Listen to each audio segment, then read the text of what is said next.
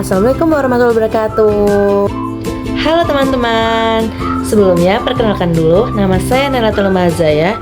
Saya adalah mahasiswa dari UIN Sunan Kalijaga, Yogyakarta di Prodi Perbankan Syariah dengan NIM 241080247.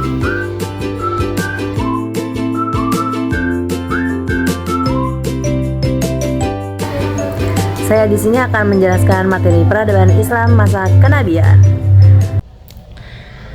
Pada periode Mekah, Nabi Muhammad SAW lahir di Mekah pada hari Senin 20 April 571 Masehi dari keluarga bangsawan Quraisy yaitu Bani Hashim. Saat berusia 40 tahun, tepatnya 17 Ramadan 611 Masehi, beliau menerima wahyu pertama dari malaikat Jibril berupa surat Al-Alaq ayat 1-5. 2 tahun kemudian turun wahyu kedua yaitu surat Al-Mudaththir ayat 1-7 sebagai perintah untuk berdakwah. Lalu tahap beliau dilakukan bertahap. Ada tahap pertama, tahap kedua, tahap ketiga. Tahap pertama itu secara diam-diam kepada keluarga dan sahabat dekat. Namun tahap kedua kepada keluarga besar Bani Abdul Muthalib. Dan tahap ketiga kepada semua orang setelah turun perintah Allah dalam surat Al-Hijrah ayat 94. Namun dakwah Nabi mendapat penentangan dari kaum Quraisy.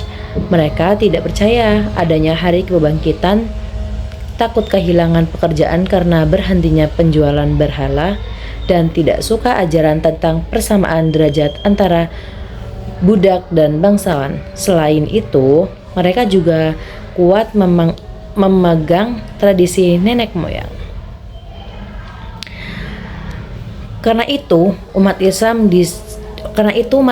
disiksa dan diboikot sebagai sahabat, kemudian hijrah ke Habasyah atau Ethiopia untuk mencari perlindungan. Pada tahun 10 kenabian, Abu Thalib yaitu paman Nabi dan Khadijah istri Nabi wafat. Tahun itu disebut Aumul Huzn, artinya tahun kesedihan. Dalam masa berat itu, Allah memberi hiburan lewat peristiwa Isra Miraj, yaitu perjalanan Nabi dari Masjidil Haram ke Masjidil Aqsa, lalu naik ke langit untuk menerima perintah sholat.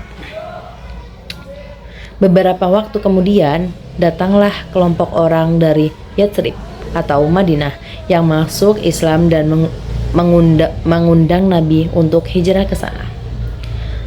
Lalu ada periode Madinah. Nabi dan para sahabat hijrah ke Madinah pada tahun 622 Masehi.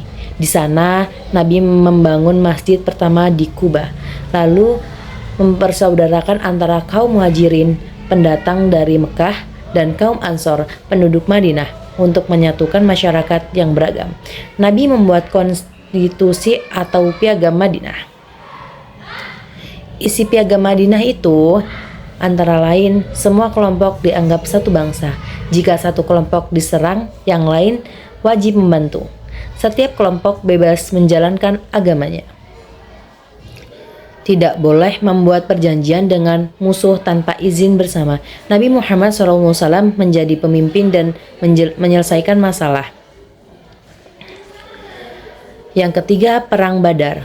Tahun 2 Hijriah atau 624 Masehi.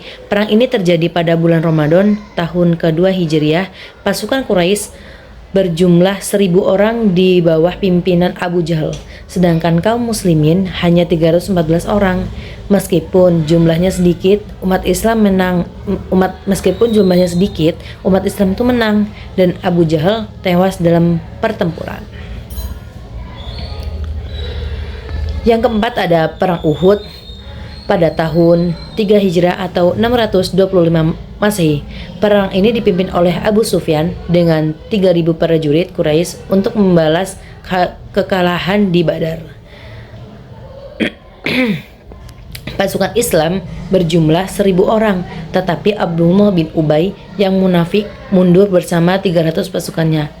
Dalam perang ini 70 orang muslim gugur, termasuk paman Nabi Hamzah bin Abdul Muthalib. Namun ada perang Azhab atau Khandak tahun 5 Hijriah atau 627 Masehi. Gabungan Quraisy, Yahudi, dan beberapa kabilah Arab lainnya menyerang Madinah dengan 10.000 pasukan.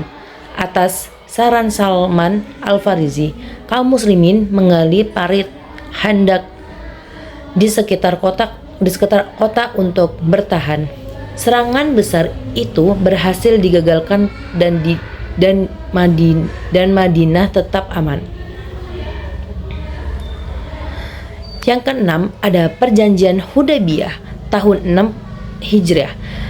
Tahun ke-6 Hijriah, Nabi bersama 1.000 kaum muslimin berangkat untuk umroh, tapi dicegah oleh Quraisy. Akhirnya dibuatlah Perjanjian Hudaybiyah. Lalu isi perjanjian itu antara lain umat Islam belum boleh umroh tahun itu, tapi boleh tahun depan. Ada juga gencatan senjata selama 10 tahun. Jika orang Quraisy masuk Islam tanpa izin keluarganya, harus dikembalikan, meskipun tampak merugikan perjanjian ini. Perjanjian ini justru membuka jalan bagi dakwah Islam makin luas. Lalu ada pelanggaran perjanjian Hudaybiyah di tahun 8 Hijriah. Kaum Quraisy melanggar perjanjian dengan membantu sekutuannya melawan Bani Khuzaimah yang merupakan sekutu Nabi. Maka Nabi berangkat dengan 10.000 pasukan ke Mekah tanpa berlawanan besar. Makkah berhasil dibebaskan dan berhala-berhala di Ka'bah dihancurkan. Abu Sufyan dan banyak tokoh Quraisy masuk Islam.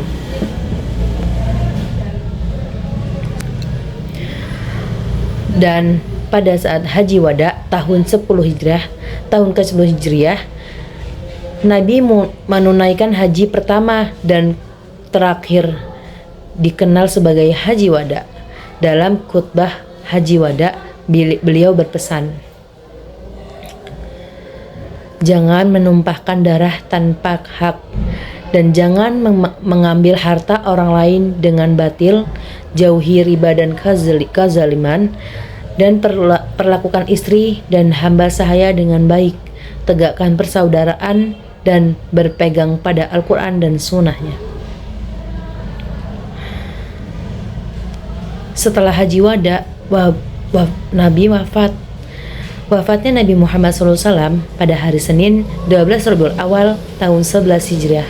Nabi wafat pada usia 63 tahun di rumah istrinya, yaitu Aisyah. Setelah itu, Abu Bakar menangkan umat dengan berkata,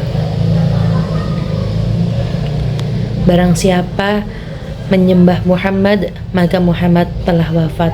Tetapi barang siapa menyembah Allah, maka Allah maha hidup dan tidak akan mati. Nah, selebihnya itu dia cerita yang sudah saya sampaikan. Menarik bukan?